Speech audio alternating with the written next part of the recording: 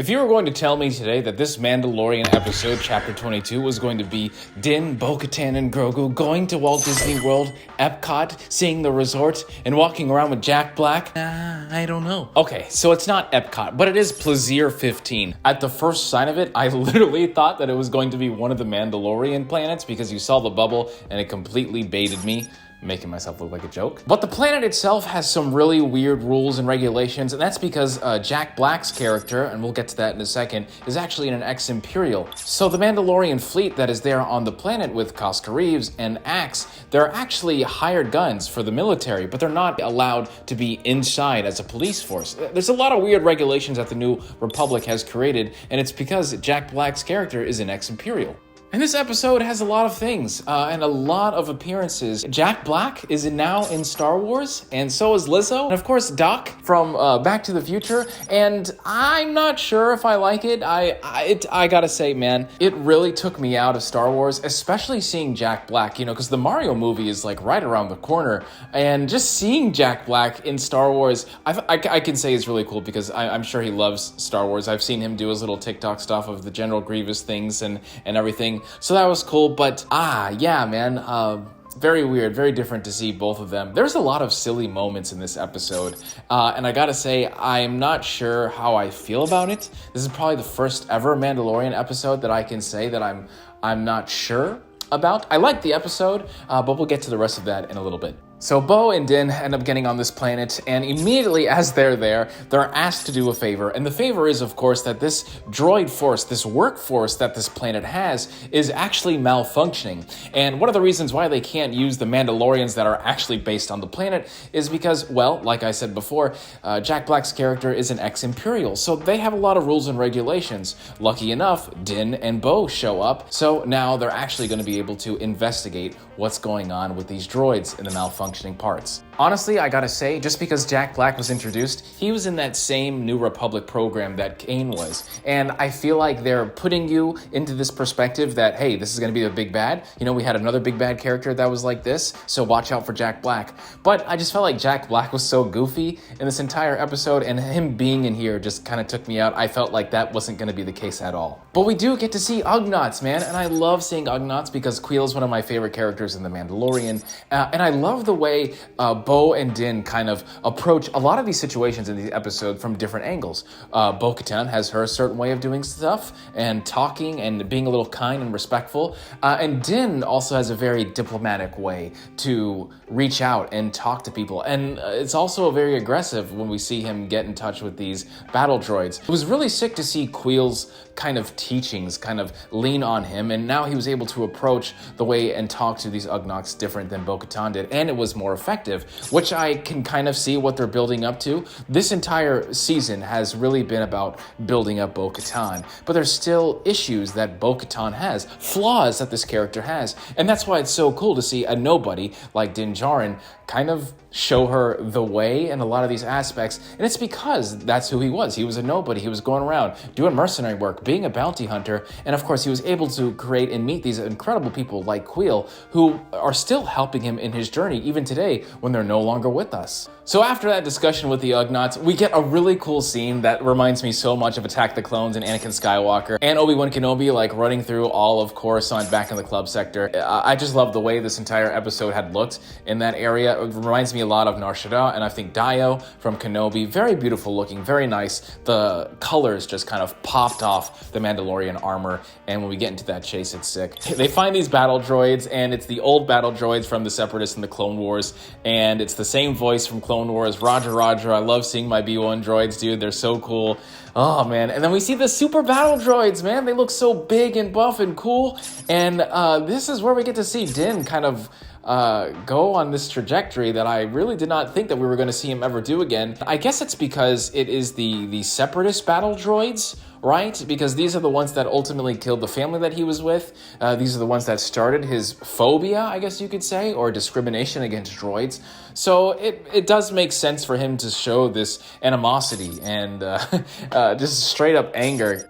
interacting and investigating this problem. I think the super battle droid just takes off and goes crazy. Then we find out that the entire workforce goes to this bar, and the droid that is there is actually explaining to them like, hey, we want to find out what's going on with this issue too, because we as droids, we're all part of the Clone Wars. Some of us got second lives doing this, second chances, and I actually loved a lot of these droids. I felt a lot of sympathy for them because, yeah, man, droid rights is actually a really big thing in Star Wars. There's a lot of droid-centric characters that are about this. We saw that in Solo. A lot of the expanded universe, IG-88 is another big character who, of course, inspired IG-11 that we saw in The Mandalorian. So it's really cool to see these droids just so fixated on being a part of the workforce and having a purpose and showing so much love for their creators. But I also really did not appreciate how Din Djarin was depicted in this scene, how he was so aggressive against this poor little bartender droid that was also very eager to help him out. I just felt like, like as a person, you've overcome a lot of this stuff. Maybe it's addiction, maybe it's something else, but for some reason you just have a really bad day and you backtrack. And I felt like Din Djarin's character development here was very inconsistent with what he's been doing. R5, I mean, dude, he literally had R5 running around with him the entire galaxy. So yeah, that was a very questionable, and I don't know if it was just as a joke to add comedy or something, or to show that Bo Katan can also do things in terms of her leadership. But very weird, very awkward. I did not really appreciate the way that they brought Din Djarin in this way back to this character and the development that we've had, and he's corrected since the first 2 seasons. So funny enough, we find out what's actually malfunctioning the droids, and it's Doc's character.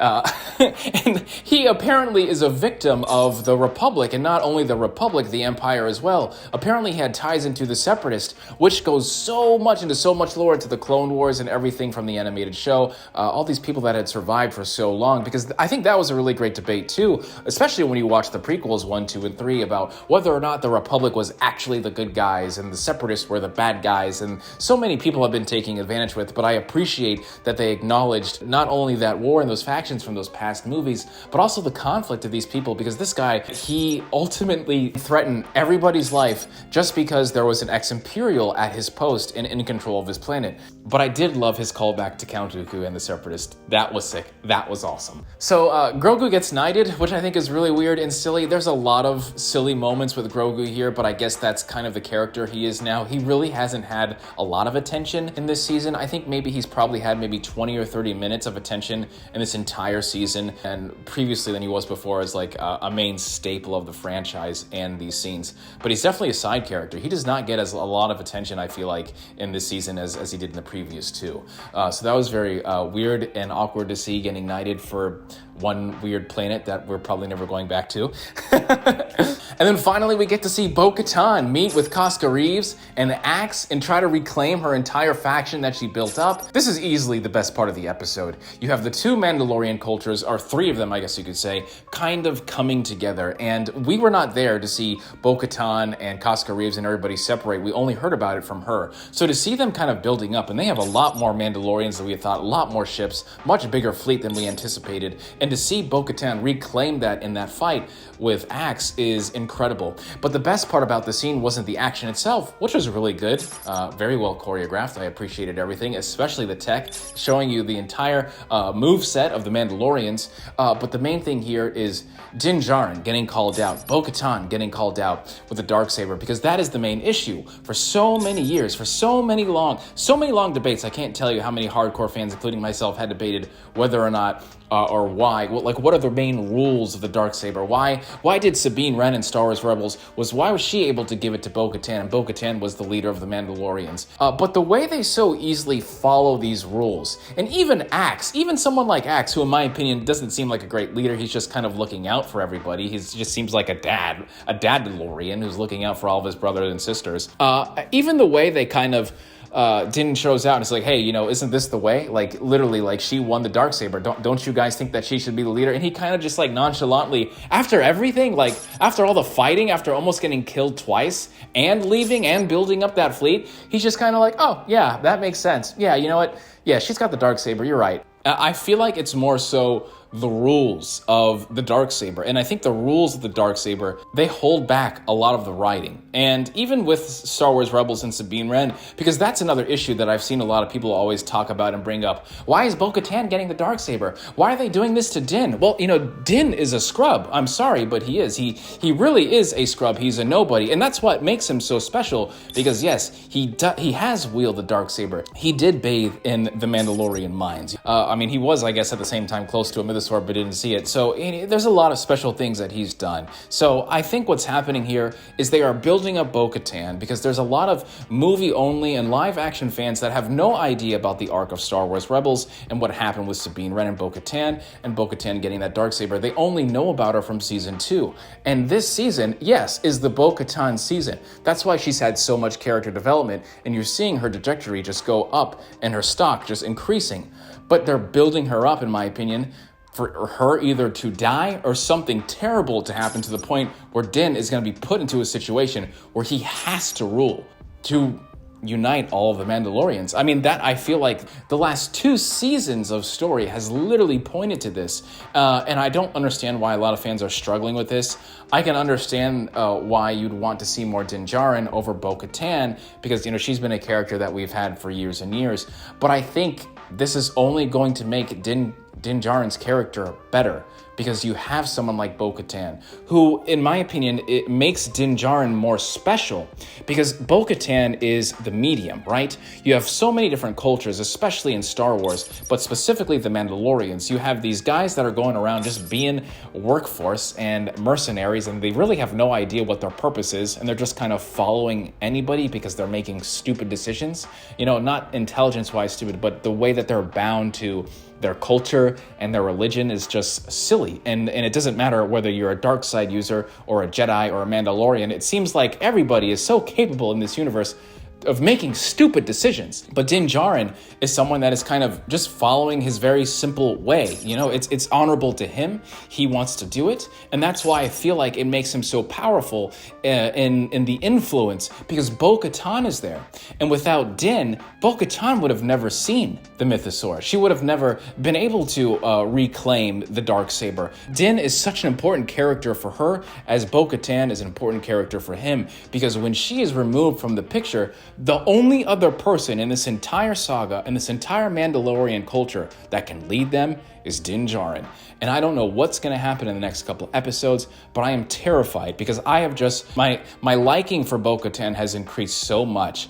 And I think that they're building her up, just like Tech, to remove her from this scene forever. And I hope that doesn't happen, because I can only see it 2 ways. It's either Bo Katan is going to realize that she's not able to lead. She is not a good leader. I don't think she's a good leader, in my opinion. Just the way she talks, the way she handles things. I just feel like it's going to be easier, in my opinion, for that character to die than her to realize that she's not a great leader. And we'll see. We'll see what's going to happen, man, because I feel like these next 2 episodes are going to be insane. They're always insane. The last 2 episodes are always crazier. They're either a 2-parter or they're just really good. So we're going to see what's going to happen, fam. I hope you all enjoyed this, because you know what? Because, Bo Katan's got the Darksaber. I don't know how to shut this thing off. Please, Hasbro, help. Anyway, I gotta go. I hope you enjoyed this. I'll see you around, and deuces, fam. Let's go.